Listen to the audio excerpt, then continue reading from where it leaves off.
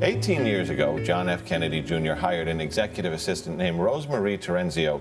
She quickly became his publicist and one of his closest confidants right up until his death in 1999. Now she's telling their story in a new book, Fairy Tale Interrupted, a memoir of life, love, and loss. And Rosemarie Terenzio is with us this morning. Good morning. Thanks for being with us. Thanks for having me. So what motivated you to write about your relationship after all this time?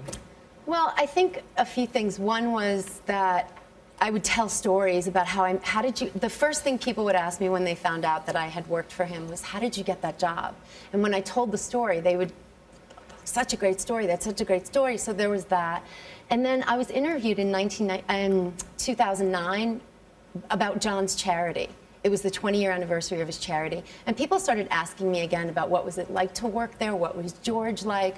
You know, where were you from? How did you meet him? You know, and so people started approaching me again about a book. And I felt like enough time had passed that I could write my fairy tale interrupted and not theirs. And if this is a fairy tale interrupted, I think the fairy tale is Cinderella. Yeah, I mean, it's largely the story of a girl from the Bronx who finds herself from a blue-collar family, who finds herself next to the world's most glamorous figure, arguably. Yes, yes. And it takes you through sort of a bit of my childhood, and then the job, and then obviously what happens, and what I do after. How do you come back from that? Who do you work for after JFK Jr.? There aren't many people in the world that are as famous as he was. So tell us how you did come to work for him and how your relationship sort of evolved to the point where he was really taking you into his inner circle, and his wife, Carolyn Kennedy, did too. They took me under their wing, and they were very good to me. I was working at a small boutique PR firm here in New York. My boss was Michael Berman, and John started coming into the office, and we couldn't kind of figure out why, and Michael was very, you know, kind of tight-lipped about it. So one morning I came in on a Monday morning, and my office, which I loved, which was big and great and had a window, my office was being packed up, and it was him. And I said, "Excuse me, what are you doing, and why are you touching my stuff?" And he looked at me like flabbergasted, and he was like, "Oh, hi." And his magazine was moving into your face. Yeah, and I didn't know that at the time. And I turned to look, and I'm looking at this box on the ground, and there's my Howard Stern headshot ripped.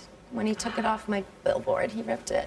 And you knew who he was, you knew his whole background. But I grew up in a Republican family, and he wasn't he was a political type. He was a handsome man, but he wasn't really in my orbit. So, you know, I was more like the girl, you know, in my 20s, I wanted the rock and roll guy. But what was the thing about your relationship with him, your professional relationship, which he seemed to appreciate the idea that you had very little hesitation, in fact, a leaning to give him, that's not a TV word, guff. Yeah, I mean, I told it like it was. I always did, and I do now.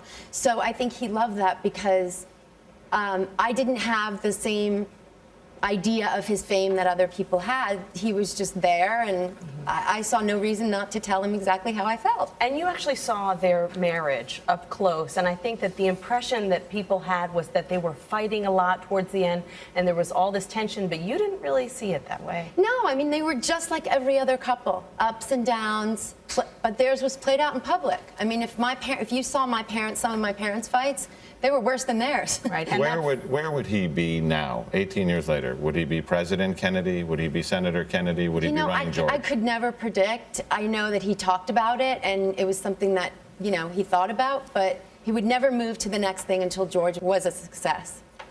You think you'd still be working with him today? Oh, I hope so. I hope so. Yeah, well, Rosemarie Terenzio, thank you so much for joining us and telling us about the book. We really appreciate it.